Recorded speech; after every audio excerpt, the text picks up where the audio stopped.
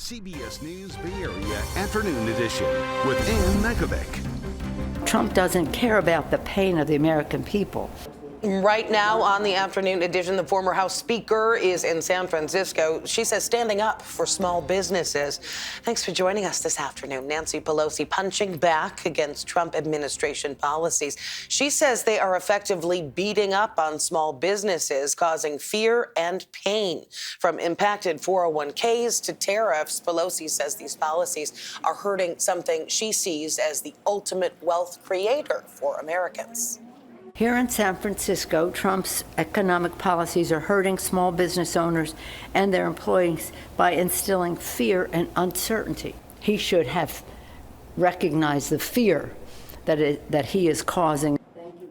Several small business owners in San Francisco joined Pelosi and shared their personal stories about how the tariffs could impact them. One of them was the owner of Andy's Town Coffee Roasters.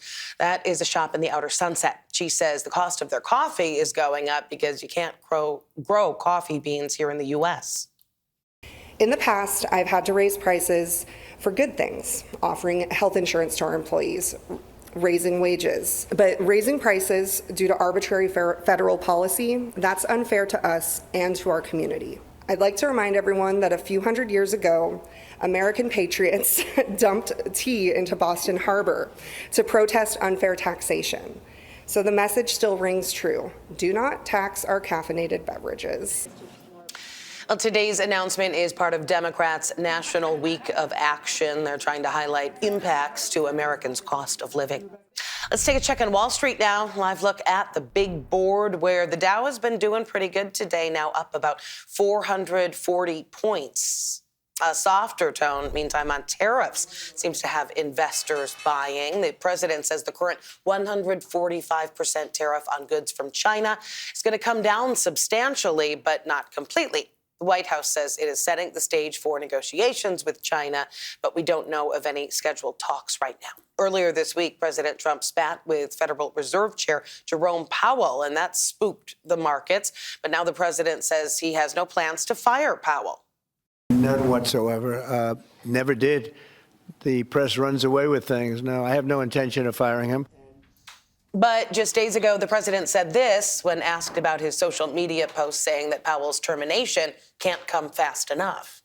I'm not happy with him. I let him know it, and if I want him out, he'll be out of there real fast, believe me.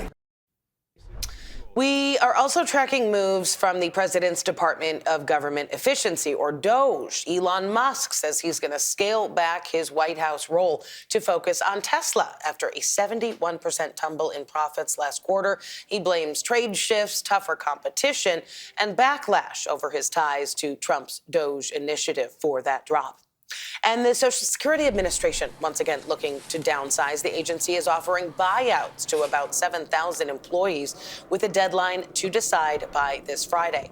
People who accept will leave their jobs by May, but still receive pay through September. Earlier this year, 400 workers took part in the first buyout round.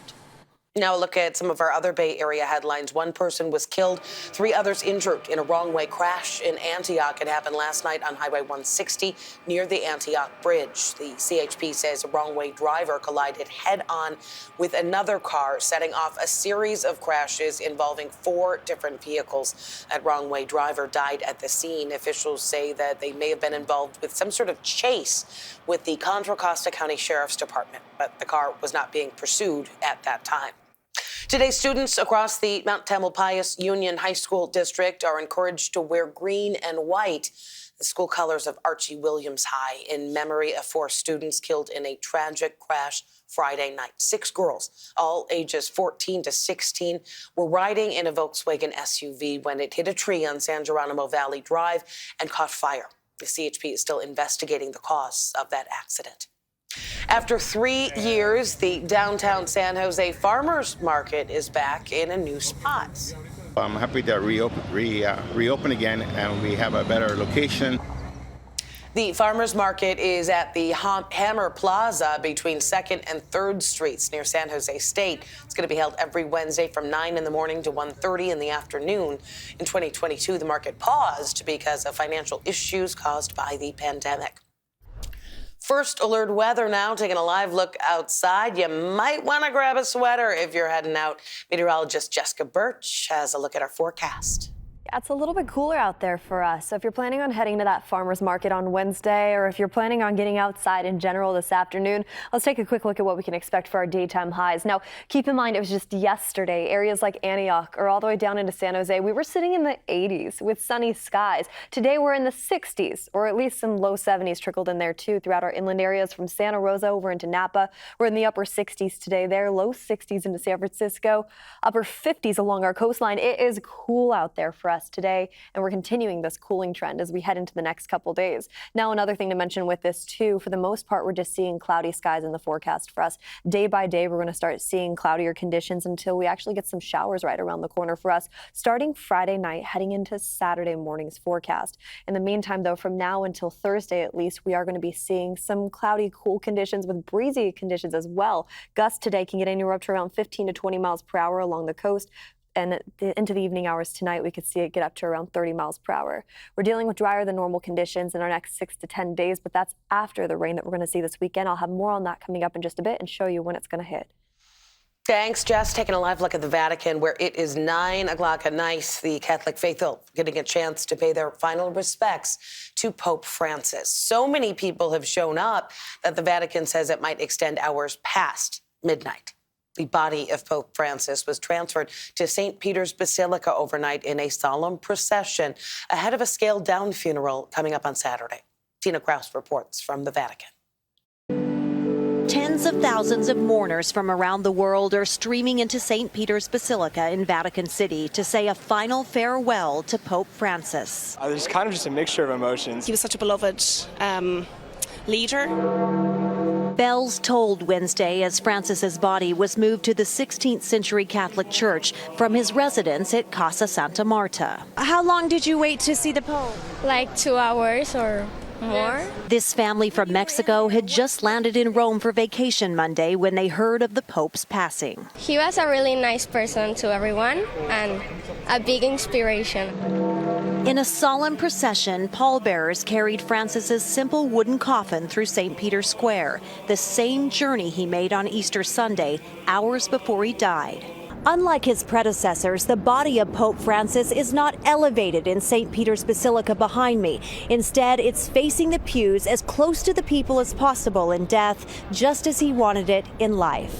In 2022, Francis wrote he wanted to keep his funeral modest and be remembered as a simple disciple of Christ. Pope Francis has made it clear that he does not wish to be buried at St. Peter's Basilica. On Friday evening, a veil will be placed over the Pope's face and his coffin will be closed ahead of Saturday's funeral. In a break from tradition, Pope Francis will be laid to rest at St. Mary Major, a church he visited more than 100 times during his papacy. And we are going to bring you the funeral of Pope Francis on Saturday in a CBS News special report. Coverage begins at 1 in the morning our time here on KPIX and streaming on CBS News 24/7, Paramount Plus. Still ahead here at noon and streaming on CBS News Bay Area. A Bay Area Police Department partnering with families. The special system to help keep people with developmental disabilities safe. And let's take another live look outside before we head to break at the city of San Francisco. That is top of Nob Hill. We'll be right back.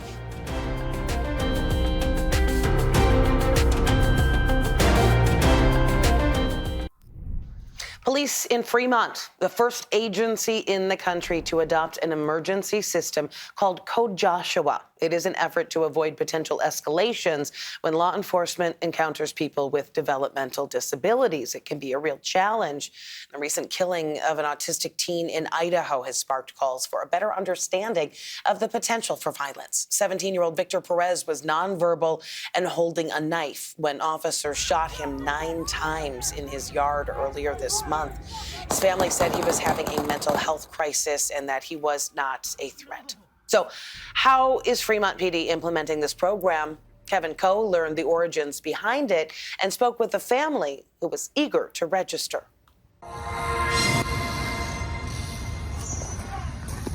Meet Brady, a 13-year-old from Fremont who loves the outdoors. His parents, Beth and Eric Coons, love him more than the world. Parents are always worried about their kids. Always. Especially parents of kids with autism. It adds an extra level of worry. Eric and Beth were born deaf, but it's never stopped them from enjoying life as a family. Brady is deaf and autistic. Since my son was little, I always worried about him. I felt I had to be with him all the time to watch him and protect him. But now that he's getting older, he's 13 now, and he wants to be more independent. He wants to be out in the community more, and I can't protect him forever. Beth and Eric worry about Brady's interactions with others, including police, in the event of a traumatic episode. We worry about how other people who don't know about our son, how best to approach him, how best to talk with Brady, and how best to de-escalate the situation. The couple found out they weren't alone in their fears. After some research, they came across Code Joshua, a partnership between Fremont-based nonprofit Joshua's Gift and Fremont Police. Mispa Brown-Rich is Joshua's mom and the co-founder of Joshua's Gift. Her son struggles with sensory overload, which can be triggered by loud noises in public. It may trigger a meltdown, it may trigger aggressive behavior, and that could be misinterpreted. One of the biggest fears is if law enforcement gets involved and they're not trained on recognizing the behaviors or the characteristics of a person on the autism spectrum, that could probably lead to a more unfavorable or a more deadly outcome. Families can register with Code Joshua to submit detailed information about their loved ones. If they encounter law enforcement, the information is passed along to officers, who then know what to look out for. This is the crux of what we need as first responders. What are an individual's triggers or sensitivities? And then some of the expected behaviors too. Should we expect that an individual will be kicking or hitting us or biting? And understanding that that's kind of normalized behavior. Emergency contact information is also available, so loved ones can be reached immediately. For Beth and Eric, that provides comfort they didn't know was possible. With Code Joshua, we feel safer, and it's okay that the community is going to support him. Fremont Police officially initiated Code Joshua in April. So far, about 200 families have signed up. And the database is voluntary, so only families who register will be in the system. It is available in 17 languages. Oakland School Board could soon part ways with its superintendent of schools. In fact, it could happen during a closed-door vote tonight. Last month, board member Mike Hutchinson posted on Facebook that the board privately and unofficially voted to remove the superintendent, but the board president said that no final decision was made. Hutchinson says the item is on the board's agenda again tonight. Superintendent Kyla Johnson-Trammell has led the district since 2017 through the pandemic, teacher strikes, and the debate over school closures. Taking a live look at the Chase Center, where Dub Nation is going to gather tonight for a Game 2 watch party. The Warriors on the road in Houston. After a solid victory in Game 1, the Warriors are looking to extend their lead. The Rockets hoping to bounce back, hoping to even the series behind a talented roster. Fans at Thrive City are going to have the chance to watch all the action in real time. Tip-off at 6:30 tonight. All right, back to our first alert weather. Let's take another live look outside. This is the view from our camera on Mount Diablo. Let's check back in with meteorologist Jessica Birch. Oh, it's been so beautiful. I mean, this morning we kicked off pretty cloudy and cool. Heading into this afternoon, we have some breezy conditions, but nothing to write home about. I mean, it's another amazing day for us here in the Bay Area, with daytime highs just significantly cooler compared to where we were at yesterday, especially in our inland spots. I mean, let's take San Jose, for example, sitting at 69 degrees this afternoon, pretty much all throughout the Santa Clara Valley. It was yesterday we were talking about sunny skies and 80s. We're continuing this cooling trend all throughout the Bay Area this afternoon. We have 60s up in the North Bay near Vallejo all the way into Napa, 60s and 50s along the peninsula Tesla anywhere from Half Moon Bay over the mountains all the way into Redwood City and along the 101. We already mentioned the Santa Clara Valley. It's pretty cool for us out there today with partly cloudy skies in the forecast too. And winds getting gustier as we head into the evening hours tonight. Right now we're seeing gusts up to around 20, 25 miles per hour. We could potentially get up to around 30 mile per hour wind gusts just in that North Bay from Stinson Beach all the way up into areas like Bodega Bay too. And that's going to be noticeable in our inland areas as well. But here's the other thing. Clouds are going to start filling the bay as we head into the evening hours tonight, especially down in the South Bay, closer to the Santa Clara Valley, all the way stretching over into the Tri-Valley area. This is all influenced by a larger system just offshore, this area of low pressure that's continuing to swirl its way just along that coastline. By Friday night, heading into Saturday morning, there's a good chance we could see some showers in the forecast for us. So let's actually head over to the next 7 days just to show you. It doesn't matter if you're in our inland areas or if you're along the coast or even in the bay. By Friday, heading into Saturday, those late evening hours, we're going to see some showers developing, pushing in from offshore. We're going to get some gusty conditions with it too, and some cooler weather as well. You make your way over into our inland spots, exact same setup, just temperatures look a little bit different, especially on that warm up that we're going to notice as early as next week. Monday and Tuesday, sunny skies around the corner, upper 70s are going to return. We'll keep you updated on that forecast here in the Weather Center, but for now, back to you. Well, coming up, we are talking trash, and this is pretty cool, how AI is taking the guesswork out of throwing away our stuff. We're taking a live look now at San Francisco's Ferry Building, where a new spokesman of sorts is helping take the guesswork out of where to throw away your trash. This is YouTube video of Oscar Sort. It's an AI recycling assistant created to help people correctly put their trash in the right bins, while also educating about the city's waste prevention goals. It uses optical recognition, and it can talk to users and cheer you on with fun facts and phrases about each container. But if you mess it up and trash is placed in the incorrect bin, we're told that Oscar is not afraid to give some attitude. Right now, they are still collecting data, but plan to officially launch Oscar soon. Gotta go check that out. That is it for the afternoon edition. Remember, we're streaming 24/7 on the free CBS News app. Just go to live and then choose Bay Area. Meantime, enjoy your Wednesday afternoon.